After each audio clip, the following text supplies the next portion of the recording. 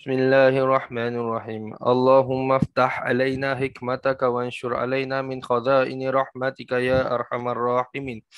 Rabbi shrah li sadri wa yassir li amri wahlul 'uqdatam min lisani yafqahu qawlin.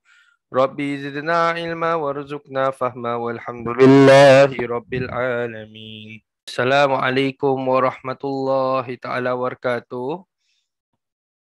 Hai adik-adik sekalian, khabar semua sihat? Alhamdulillah, bagus. Syukur Alhamdulillah. Okey, baik. Hari ini, hari ini Ustaz Muhammad Syafiq Bisharuddin, boleh panggil Ustaz Syafiq. Jadi pada hari ini Ustaz ada beberapa perkara ataupun teka-teki daripada Ustaz sendiri. Jadi bagi satu gambar. Gambar ni murid-murid boleh teka apa yang kita nak belajar pada hari ini ya. Okey, agak-agaknya gambar apa Ustaz nak bagi ya kepada murid dan apa agaknya kita nak belajar pada hari ini. Betul tak? Okey. Terima kasih.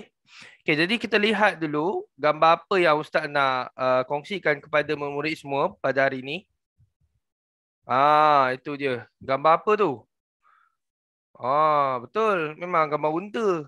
Tu memang unta ya. Bukan kuda. Tu dia unta Gambar unta dekat mana tu? Dekat lebih kurang di padang pasir lah. Tapi bukan di padang pasir tetapi dia banyak batu. Jadi apa? Padang batu. Taklah. Bukanlah. Tempatnya terletak di tanah Arab lah. Di tanah Arab di sana Jadi agak-agaknya apa yang keyword ataupun point yang Ustaz nak sampaikan pada murid pada hari ini? Apa yang kita nak belajar pada hari ini? Kenapa Ustaz kena bagi gambar unta? Apa kaitan unta dengan pelajaran kita pada hari ini kan? Nak tahu? Mari kita tunggu jawapan kamu semua. Apa yang kita nak belajar pada hari ini agak-agaknya? Apa agaknya? Okey, mari kita tunggu jawapan murid semua. Okey. Betul. Hari ini kita nak belajar satu tajuk yang mana murid sendiri yang jawab, iaitu apa? Pindah. Pindah. Betul. Dalam bahasa Melayu memang kata pindah ya. Tapi dalam bahasa Arab, dalam konteks Islam menyebut pindah tu bermaksud hijrah. Ini yang kita nak belajar pada hari ini ya murid semua. Sebab itulah ada kaitannya unta, sebab dulu zaman-zaman Rasulullah dia hanya ada unta sahaja. Kuda tak banyak waktu tu. Kuda ada tapi tak banyak seperti unta. Nanti kita lihat apa yang dimaksudkan dengan hijrah. Tetapi sebelum tu kita lihat kita belajar ni subjek apa. Cuba teka subjek apa kita belajar itu dia. Subjek sirah. Subjek sirah ya murid semua. Jadi ni tajuk kita yang kita akan belajar, iaitu hijrah dan dakwah Rasulullah sallallahu alaihi wasallam. Sebab tajuk ini tajuk yang menarik pada hari ini sebab berkaitan dengan hijrah, ada kaitan dengan kita dan kita boleh jadikan Rasulullah sebagai teladan kita untuk menjadi seorang yang penyampai tabligh, iaitu dakwah Rasulullah. Okey, baik. Jadi disediakan oleh Ustaz sendiri, Muallim Syafiq. Tapi murid boleh panggil Ustaz Syafiq, Muallim Syafiq pun tak ada masalah ya. Okey, baik. Seterusnya, apa yang dimaksudkan, apa makna hijrah ya? Makna hijrah ialah perpindahan daripada satu tempat ke satu tempat yang lain. Apakah contoh dia? Contoh dia macam rumah.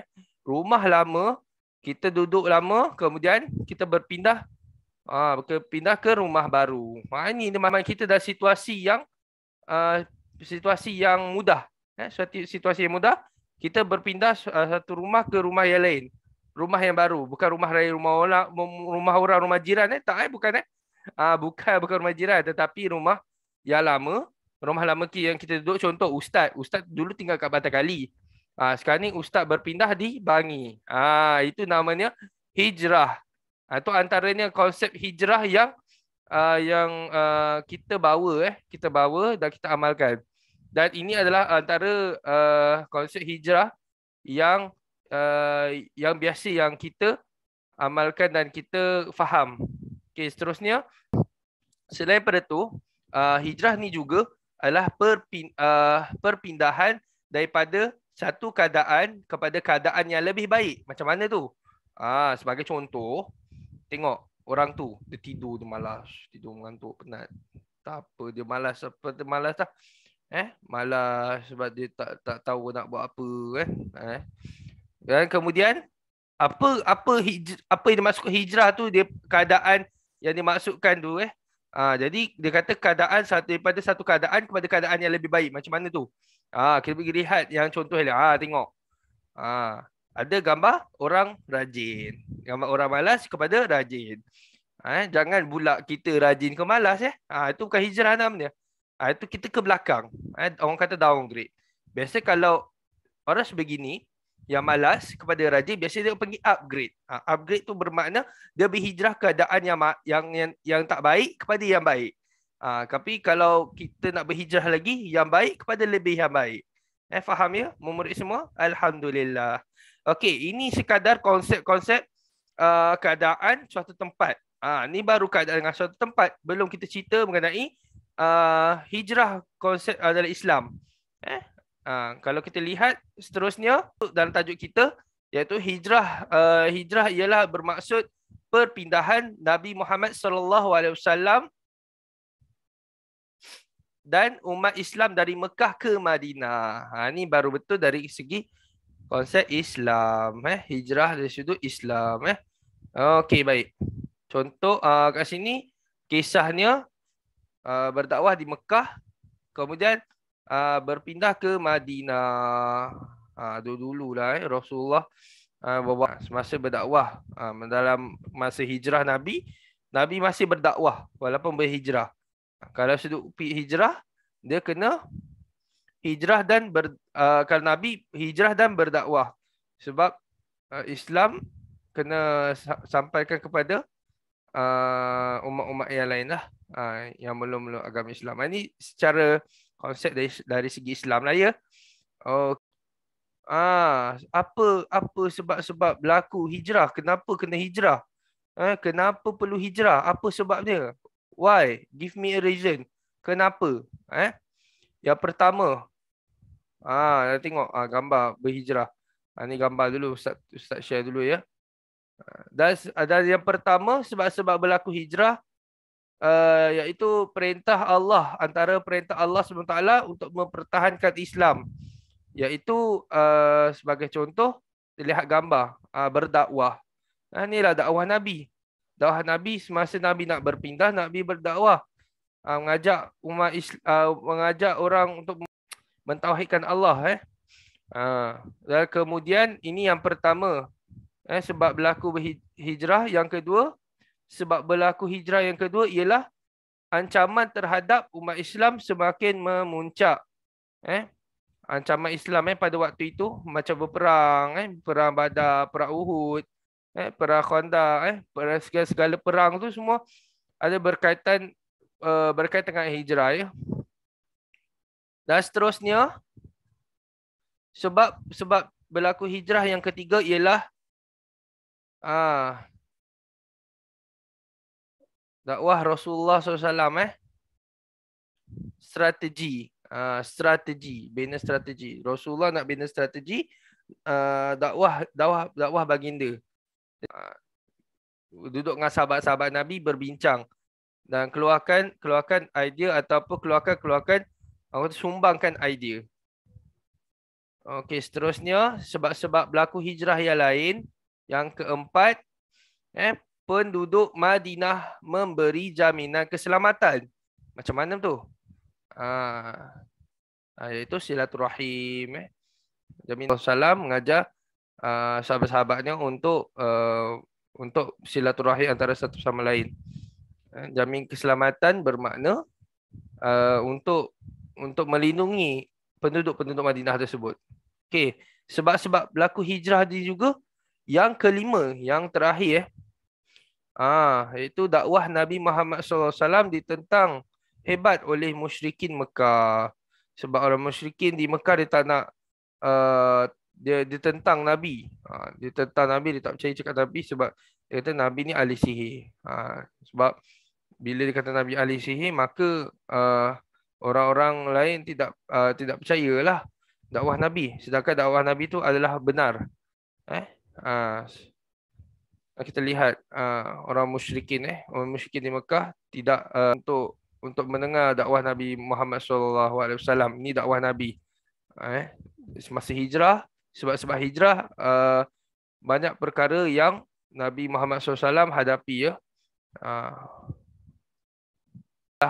perkataan hijrah hijrah yang mana kita sekarang ni tahun keberapa, 43 hijrah. Okey, baik. Sekadar pelajaran kita pada hari ini iaitu apa? Iaitu hijrah dan dakwah Nabi Muhammad sallallahu alaihi wasallam. Jadi ini adalah sekadar aktiviti kepada murid semua untuk murid keluarkan buku tulis. Ini ada beberapa soalan. Soalan pertama, berikan maksud hijrah. Ustaz dah terangkan tadi maksud hijrah itu apa dia. Dan yang kedua iaitu apakah sebab-sebab berlakunya hijrah. Ada 5. Ada 5 yang murid mesti kena ingat. Okey, baik. Okey, jadi Ustaz akhiri dengan nyanyian satu lagu iaitu lagu Ma'al Hijrah ya.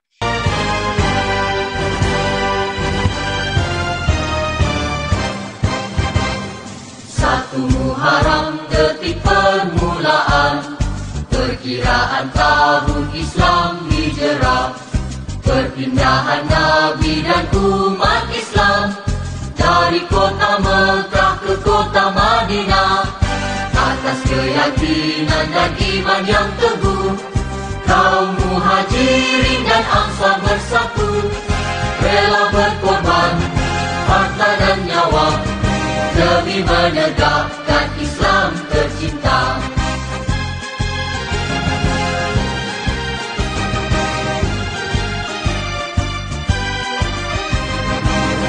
Hijrah itu pengorbanan, hijrah itu perjuangan, hijrah itu persaudaraan, hijrah membentuk perpaduan.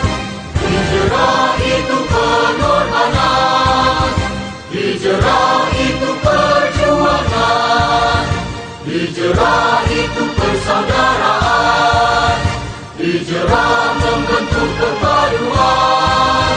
Oleh itu, mari semua kita sambut Ma'al Hijrah, tingkatkan semangat, tegakkan syiar Islam sepanjang zaman.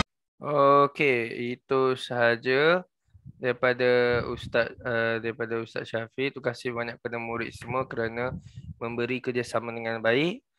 Jadi insyaAllah kita akan jumpa pada minggu-minggu yang akan datang bersama Ustaz Syafiq. Jadi kita tutup kelas kita pada hari ini iaitu Sabtu Syirah dengan bacaan tasbih kifarah dan surah Al-As. Subhanakallah bihamdika asyhadu an la ilaha illa anta astaghfiruka wa atubu ilaik. Bismillahirrahmanirrahim. Wal asr innal insana lafi khusr illa alladhina amanu wa amilus solihat wa tawassaw bil haqq wa tawassaw bis sabr. Amin ya rabbal alamin. Assalamualaikum warahmatullahi taala wabarakatuh. Bye bye semua murid.